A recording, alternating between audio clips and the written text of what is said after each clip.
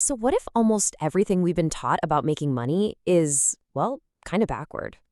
The legendary business philosopher Jim Rohn had this truly transformative idea: stop chasing money and instead learn how to make it chase you.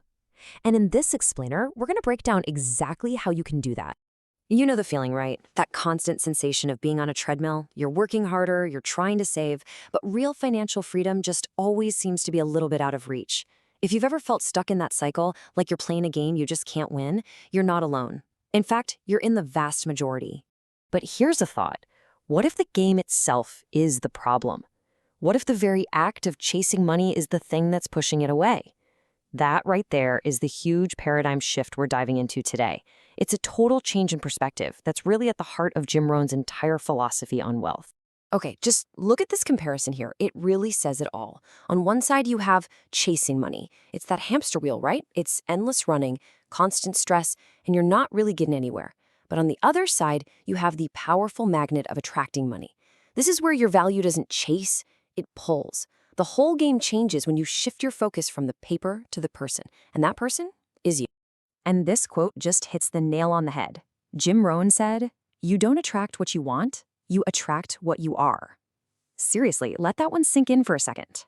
It's not just some nice sounding phrase, it's practically a law of nature. Your bank account is basically just a mirror, reflecting the value you're bringing out into the world. So if you want to change the reflection, you have to start by changing yourself. So here's the billion-dollar question, right?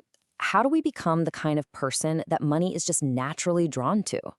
Well, thankfully, Rohn didn't just give us the philosophy, he gave us the blueprint. We're about to walk through the 6 core pillars for building the kind of personal value that creates an almost magnetic pull for success. All right, so what's the secret sauce for becoming a money magnet? Well, here's Jim Rohn's 6-pillar blueprint. We're going to cover working on yourself, solving bigger problems, mastering discipline, multiplying your value through service, building a great network, and finally, learning to think long-term. This is your roadmap, so let's jump right into the first one. Now this is the one Jim Rohn said was the foundation for everything else. Think about it. Your job, it pays the bills. But your personal development, that's what builds your fortune.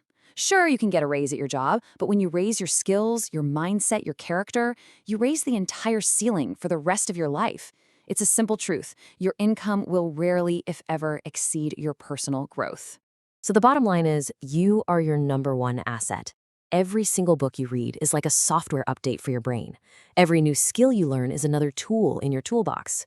When you consistently pour that investment into yourself, the world has no choice but to offer you a higher return on that investment.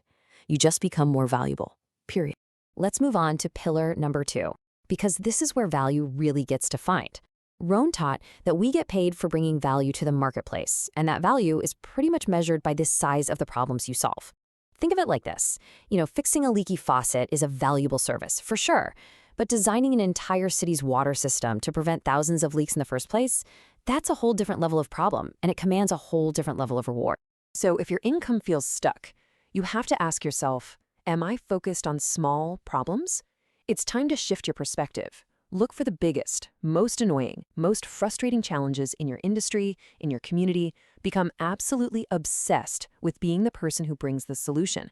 That is where fortunes are made, not by avoiding problems, but by mastering them. Okay, so you can have the most amazing vision to solve the world's biggest problems, but it means absolutely nothing without this next piece. Jim Rohn called discipline the bridge between your goals and your accomplishments. And please don't think of it as punishment. Discipline is actually the highest form of self-love. It's simply choosing what you want most over what you want right now. The key here is to treat discipline like a muscle. You don't walk into the gym for the first time and try to bench press 300 pounds, right? You start small. Promise yourself you'll read just 10 pages a day, and then you keep that promise. Promise you'll wake up 15 minutes earlier, and then you do it. See, every single time you keep a promise to yourself, you're not just building discipline, you're building this unshakable self-belief that you are someone who actually does what they say they're going to do.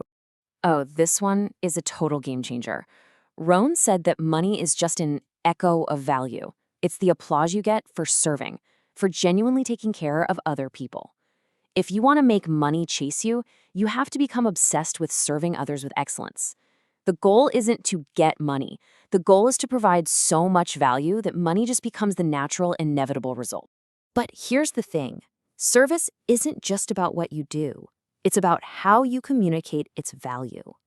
You could be the most brilliant doctor in the world, but if you can't clearly and compassionately explain a diagnosis to a patient, a huge chunk of that value gets lost.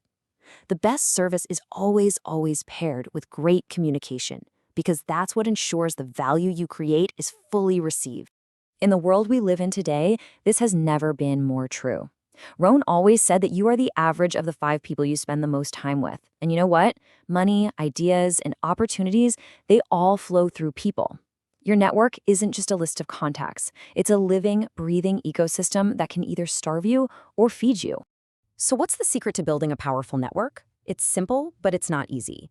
Don't ask what you can get. Ask, how can I help? Be a giver first. Connect people to each other. Share your ideas freely. Provide value with absolutely no expectation of getting something back. When you become a hub of generosity, you create this sort of gravitational pull, and the right people and the right opportunities will just find their way to you. This is the final pillar, and honestly, in a world that is completely addicted to instant gratification, this is a genuine superpower. Short-term thinking is a survival instinct, but long-term thinking, that's a thriving strategy. Real lasting wealth is built by people who are willing to plant trees today, knowing they might not sit in the shade of those trees for years to come. And this, of course, requires patience. It means choosing the investment over the impulse buy. It means building relationships over months and years, not just over a cup of coffee.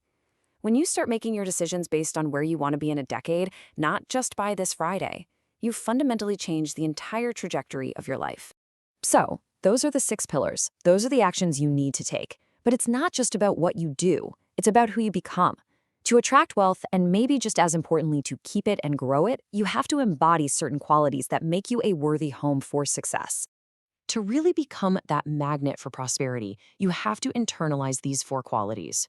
First, take full responsibility for your life. The second you stop blaming other people, you reclaim all of your power to change things. Second, protect your energy. Negativity is like a prosperity repellent, so guard your mind. Third, become irreplaceable. Don't just be the best at what you do.